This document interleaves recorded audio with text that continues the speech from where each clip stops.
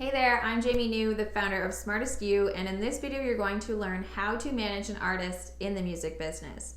If you're new here and you have yet to get your hands on our 10 free artist management guides, it includes our ultimate guide to starting and building an artist management company, as well as an artist onboarding checklist, which is good if you are signing new artists, and several other awesome guides. So make sure you head to the description of this video to access that.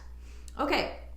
So the internet is asking how to manage an artist, and likely you are also asking since you're watching this video, so I decided to answer it. The challenge is that it's a little hard to answer and can't really be squished into one video because there's so much that goes into it, and there are several ways that I could approach my response.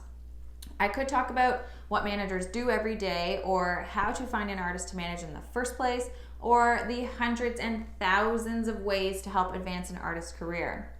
But we already have a ton of videos answering all of those questions, so I've linked to a lot of them below, so check the description for that. But when it comes down to it, if you want to know how to manage an artist, you do everything you can to make their dreams come true. Now, how do you do that? Number one, the very first step is that you first have to find out what their dreams are. Ask them a ton of questions and find out exactly what their goals and ambitions are. But not only that, you can also help them realize what their goals are. Sometimes managers are the ones that come to the table and help the artist figure out what their goals are.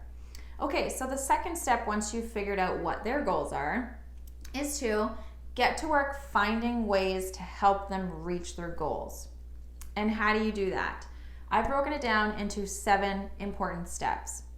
Number one is to get your head in the game. This means build your confidence, know that you're the shit while being nice, and get ready for rejection and get ready to dust your shoulders off and move on to the next challenge even when you're rejected. Number 2 is to establish extremely open communication with your artist.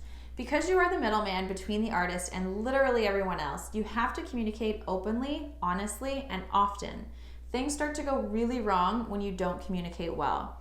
Just like any relationship in life, people have expectations, and when you communicate better, you better manage people's expectations. You'll always be in a better position if you exceed people's expectations, and proper communication helps with that. You must always keep your artists up to date with what's going on.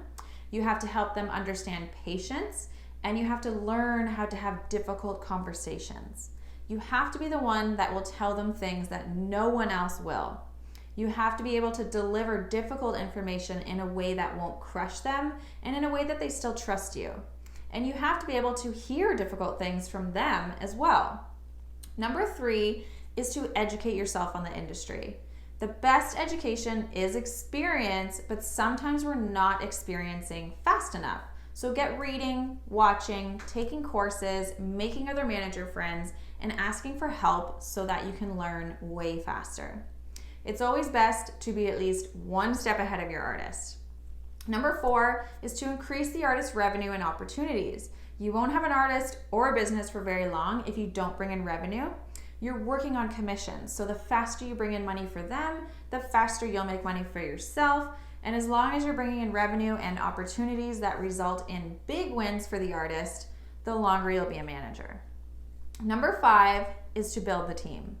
You can't do it all yourself. Sure, you can for a little bit, and you should for a little bit, but it's exhausting and not really sustainable. Do things yourself once or a few times, and then start bringing on industry team members that make sense for what you're doing. For more information on this topic specifically, make sure you also watch our video, How to Build an Artist Team, which is linked in the description. Number 6 is to plan your product releases and performance strategies. The artist is the one with the spider web of ideas, so you have to be able to organize them neatly into a plan. Sit down and figure out a timeline for at least the year ahead, if not several years ahead, and then work your way backwards. We have an album release timeline video as well that you'll want to check out if you haven't yet. But bottom line, make your plans and don't freak out when the plans change, because they will. Reevaluate your goals, plans, and strategies on a regular basis. And number 7 is to create routines and systems. A business isn't a business without money, but it also isn't a sustainable business without systems. Systems are repeatable processes that ideally generate a profit.